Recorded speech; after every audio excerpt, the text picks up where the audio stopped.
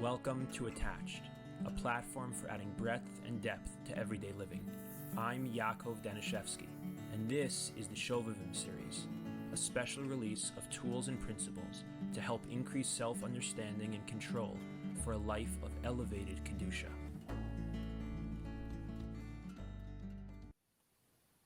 Welcome to the Attached Shovavim series, where I will try to share short, practical strategies and principles and tools for trying to grow and work on Inyane Kedusha, Shmiras Einayim, and Shmiras Bris.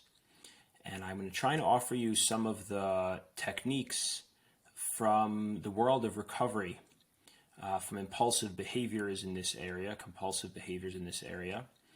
And I think they have a lot of relevance for anybody, whether a person has a clinical level of addiction or not. They can be applicable to all of us. So when we're beginning to try and make a change in some regard in this way, one of the most common challenges that we face is that we usually end up thinking about making change right after we have really, really messed up or slipped or fallen short in a way that creates a lot of guilt and shame and self-hatred and frustration and sometimes despair.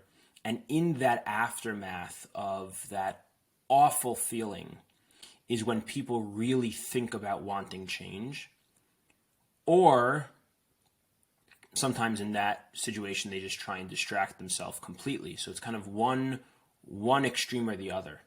But let's say a person in that moment is thinking about the need for change.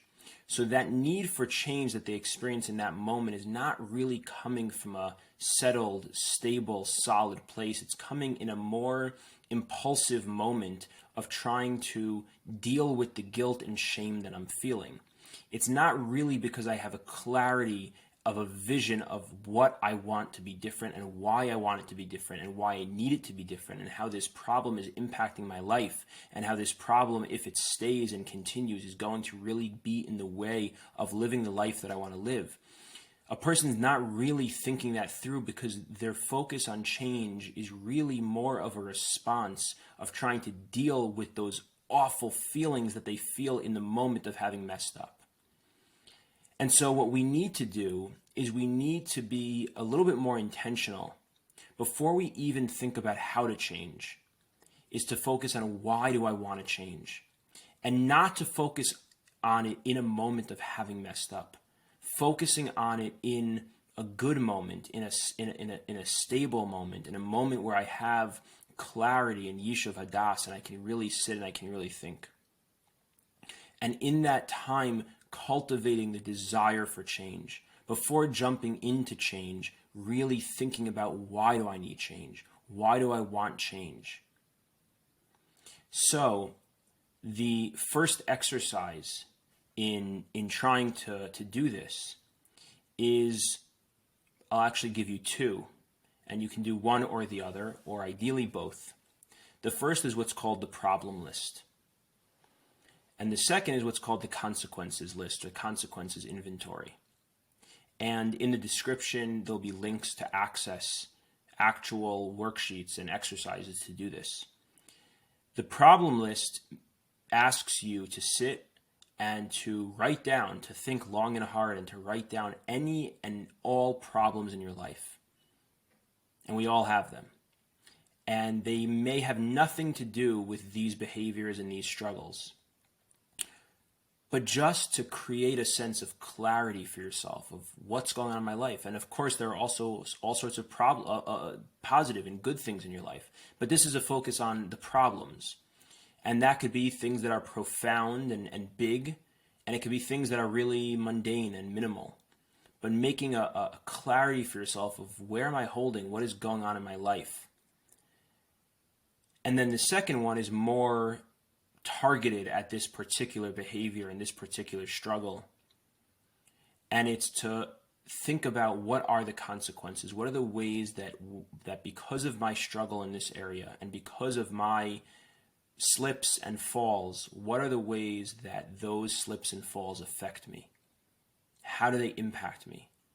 And to think about that in a variety of categories. How do they impact me financially, in my job performance? How do they impact my physical health, my sleep patterns, my eating patterns? How do they impact my relationships? If I'm married, how do they impact me? If I'm dating, how do they impact me? If I'm single, how do they impact my relationships? How do they impact me spiritually? How do they impact me emotionally? How do they impact my self-confidence? How do they impact all sorts of things? So thinking about that, thinking it through, taking time to really think and comb deeply through it, and to write it in detail, to really create clarity for yourself of why do I want change? Before how do I change is why do I want change? Why is this important to me? To really create that desire for change. If we have a clarity of why we need this change, and we really create a powerful desire for change, all the actual change can come so much more quickly. One of the most primary reasons, or most common reasons, why change doesn't happen is because people usually take change on in a way that's not really about the change itself, and it's really more about getting rid of those negative feelings that they feel in the aftermath of having messed up and not liking themselves and not liking how it feels to have messed up. And so, of course, that kind of change is not going to last because I'm not even really invested in change. I'm just invested in getting rid of these feelings in this moment. And when I think about changing, I feel better about myself in that moment. So in a moment where I'm not consumed by those negative feelings, sitting and thinking clearly, why is this important to me? Why does this matter to me? Why do I want that change?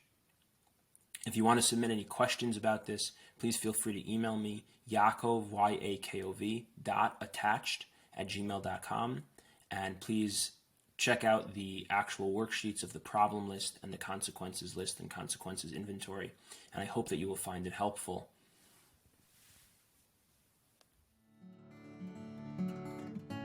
Thank you so much for listening. If you enjoyed this, please follow us on WhatsApp, YouTube, or Instagram.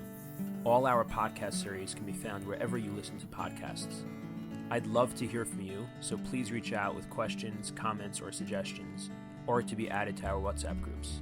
You can reach us through email using Yakov, Yakov, .attached@gmail.com, or on WhatsApp at 773-888-2413.